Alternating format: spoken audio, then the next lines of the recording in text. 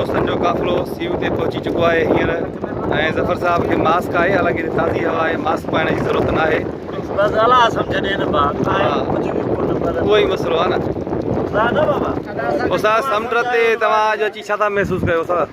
महसूस था थियनि ड्रामो जेको आहे सारंग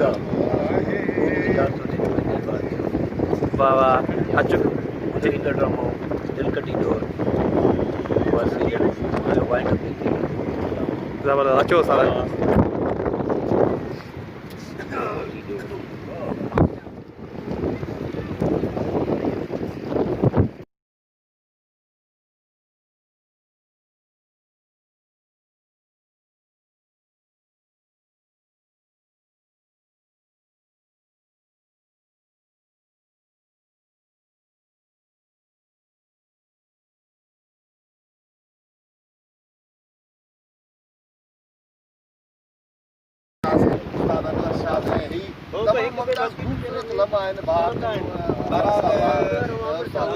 उस्ताद यादूं आहिनि असांजूं ऐं ज़िंदगी में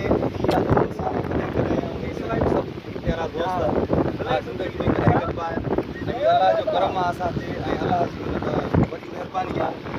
सभु दोस्त पाण में मोहबतूं आहिनि ऐं गॾु आहियूं ऐं कराचीअ खे हिन दफ़े असां माना मुकमल तौर ते इंजॉय कयो आहे ऐं तफ़री वरिती आहे कराची। उस्ताद गुलमुनीर खे असां इलाही वक़्त खां पोइ इम्तियाज़ स्वाद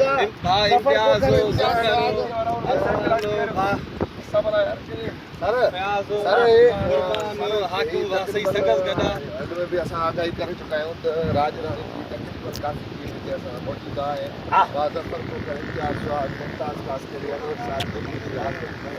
उन्हनि सां हिकिड़ो तमामु मज़ो वठिणो पियो आहे। भाटियूं बि असां गॾु आहियूं बि असांजी टीम जो हिसो आहे।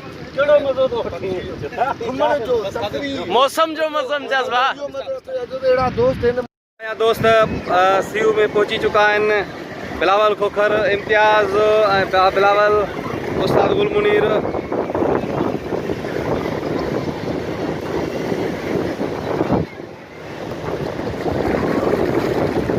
ऐं ज़फ़र खोखर साहब बि अची रहियो आहे। पाचा पंहिंजा मथे कया अथई।